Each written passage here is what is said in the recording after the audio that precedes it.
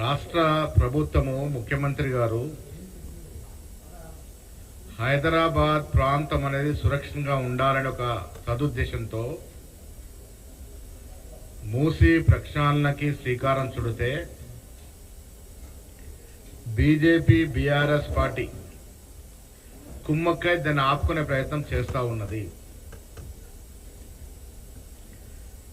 కిషన్ రెడ్డి గారు చాలా సుదీర్ఘమైనటువంటి రాజకీయ చరిత్ర వ్యక్తి.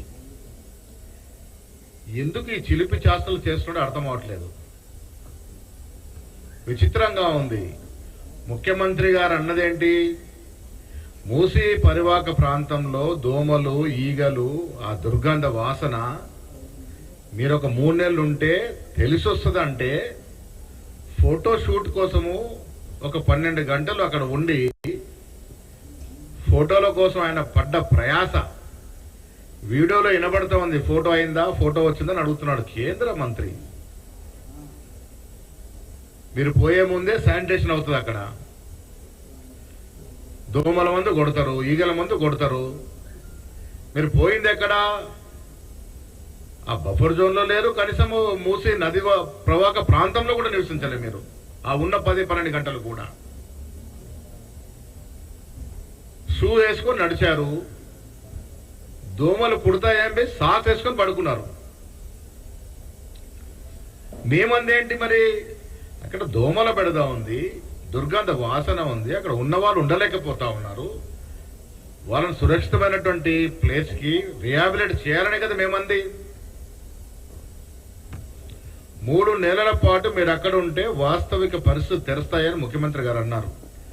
మీరు 10-12 గంటలు ఫోటో షూట్ చేసుకుని వచ్చినారు. ఇది కాదు ఒక రాజకీయ నాయకుడు చేయాల్సింది. నేను ఇవాళ మీతో చెప్తా ఉన్నాను, మీ ప్రధానమంత్రి మాటి మాటికి మన్ కీ బాత్ అంటాడు. ఇలా మూసీకి బాత్ కరేంగే, చాయ్ పే చర్చా కాదు మూసీ పే చర్చా కరేంగే. మా ముఖ్యమంత్రి అన్న ప్రకారం రండి, నేను కూడా వస్తాను. మీరు నేను 3 నెలల పాటు అక్కడే ఉందాం.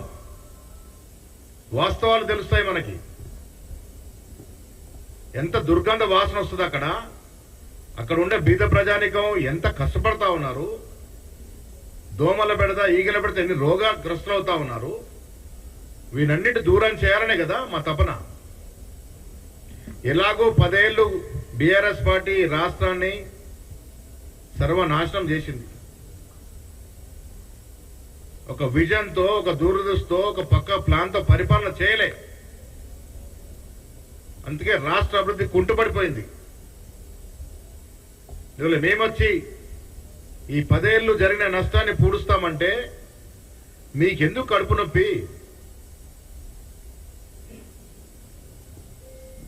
10 ఏళ్ళుగా చూస్తాను, ఎప్పుడైనా బీఆర్ఎస్ పార్టీ గ్రాఫ్ తగ్గుతుందనగానే రంగంలోకి దిగుతారు వీళ్ళు.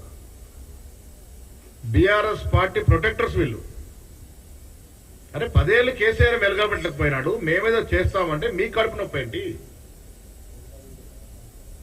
ఇలా ప్రజలకు తెలియదా మూసీ నది పరివాహక ప్రాంతంలో ఉన్నటువంటి నివసిస్తున్న ఫ్యామిలీల సంగతి ఏంటి, ఎంత ఇబ్బందులు గురవుతా ఉన్నారు వాళ్ళు. వాస్తవాలు తెలుసుకోవడానికి మిమ్మల్ని మూసీలో 3 నెలలు పడుకోమన్నాం. మీరు వచ్చి ఏం తెలుసుకున్నారు ఇప్పుడు చెప్పండి. అదేనా మూసీలో అసలు దుర్గంధ వాసన లేదని చెప్తారా? అసలు దోమలే లేవని చెప్తారా? మరి దోమలే లేకుండా మీరు సాక్స్ వేసుకుని ఎందుకు పడుకున్నారు? మీరు దోమలే లేకుంటే అంతకు ముందే శానిటేషన్ ఎందుకు చేయించుకున్నారు? ఎవరు నమ్మించడానికి ప్రయత్నం చేస్తా ఉన్నారు? మీరు ఆషామాషి నాయకుడు కాదు, కేంద్ర మంత్రి స్థాయిలో ఉన్నారు. ఏం సాధించినట్టు ఒకరోజు నిద్ర చేసి మీరు?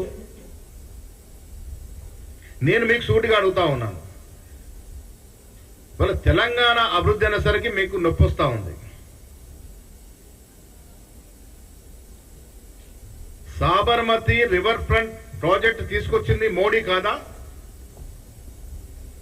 24 ఏళ్ళుగా సాబర్మతి రివర్ ఫ్రంట్ ప్రాజెక్ట్ నడుస్తూనే ఉంది. దాని గురించి ఎప్పుడైనా మాట్లాడారా? మరి సాబర్మతి రివర్ ఫ్రంట్కి ఒక న్యాయము, మూసీ ప్రక్షాళన చేద్దామంటే దానికి ఒక న్యాయం ఏంటి? సాబర్మతి ప్రాజెక్ట్ ఇంత దుర్గంధం ఉండదు, అయినా మీరు ప్రాజెక్ట్ టేకప్ చేశారు. 20 ఏళ్ళుగా సాగుతా ఉంది. దాదాపు 25 కిలోమీటర్ల ప్రాజెక్ట్ టేకప్ చేశారు. దాదాపు 13,000 మంది అక్కడ ఇల్లు లేని వానయ్యారు. ఇప్పటికీ ఇల్లు ఇవ్వలే.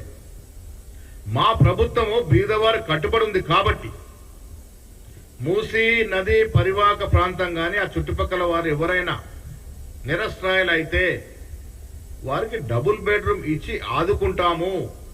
ఏ ఒక్కడి కూడా ఇల్లు లేని వాడిగా చూడలేమనే మాట మా ప్రభుత్వం చెప్తా ఉంది. ఎవ్వరు నిరాశ్రయులైనా వారికి రిహాబిలిటీ చేస్తా ఉన్నాము. డబుల్ బెడ్రూమ్ ఇల్లు ఇస్తా ఉన్నాము. వారికి సరిపడా డబ్బులు ఇస్తా ఉన్నాము. వారి పిల్లలకు విద్యా అవకాశాలు ఇస్తా ఉన్నాము. మీలాగా గుజరాత్లో అహ్మదాబాద్లో సాబర్మతి ప్రాజెక్టులో జరిగిన తీరుగా మేము వివరించట్లేదు.